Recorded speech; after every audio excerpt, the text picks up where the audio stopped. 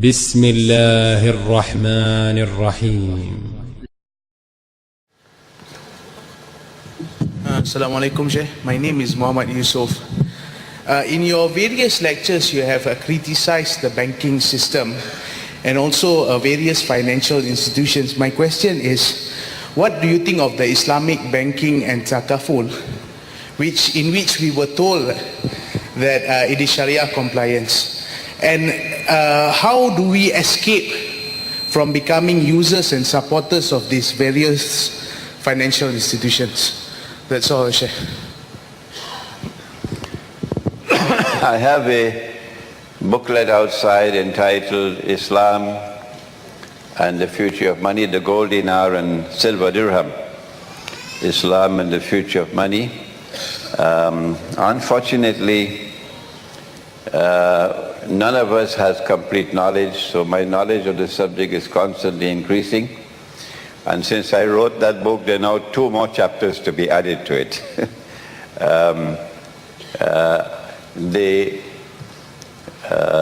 Bretton Woods monetary system, which gave us the US dollar as the international currency, was backed by gold. That the US government undertook a responsibility under international law to redeem US dollars for gold at the rate of $35 for 1 ounce of gold. So there was some integrity in the US dollar. But only governments could redeem, only governments, not people.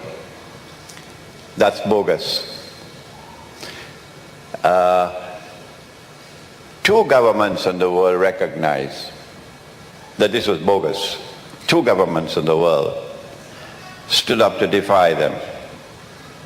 One belonged to this region of the world, and the other was France, General Charles de Gaulle.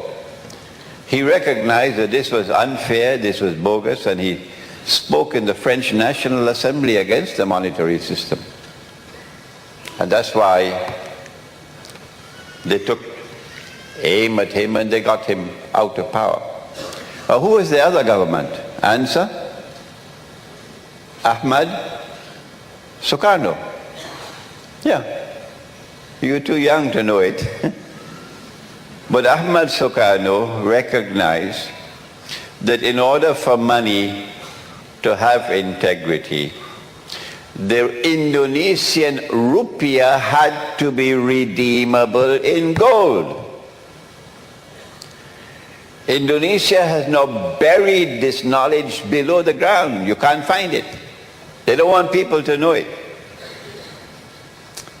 But Ahmad Soekarno wanted the Indonesian rupiah to be redeemable in gold. That you could take the rupiah to any bank and you can get gold for it. If Ahmad Soekarno was successful, the Indonesian rupiah would not be in the disgraceful state where it is now. And my daughters would not be slaves.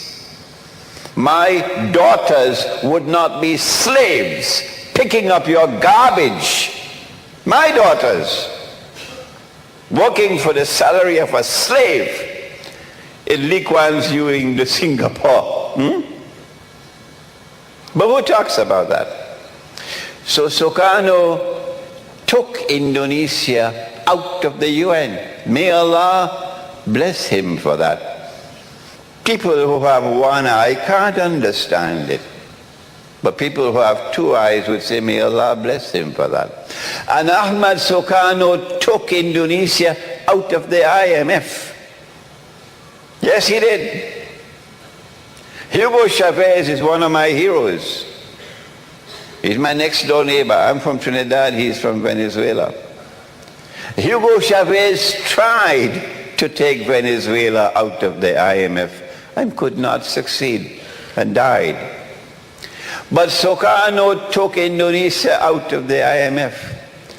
And that's why the CIA had to put their stuntman Suharto and remove Soekarno so that the CIA would rule over Indonesia. Two governments. Until eventually Dr. Mahathir, when he was about to retire, also took aim at the monetary system. But where are the scholars of Islam to tell mancanegara? Where are the scholars of Islam? You'll have to answer on Judgment Day. You will have to answer on Judgment Day. Unless the scholars of Islam stand up and say this paper money is bogus and fraudulent and haram, your so-called Islamic banking will prosper. Is there any Islamic bank in the world which is arguing that we should bring back gold and silver as money? Dinar and dirham? None. If an Islamic bank calls for dinar and dirham, they'll shut it down. They'll shut it down. That's not my only criticism of Islamic banking, so-called Islamic banking. There are other criticisms as well. But we don't have the time today to go into that subject.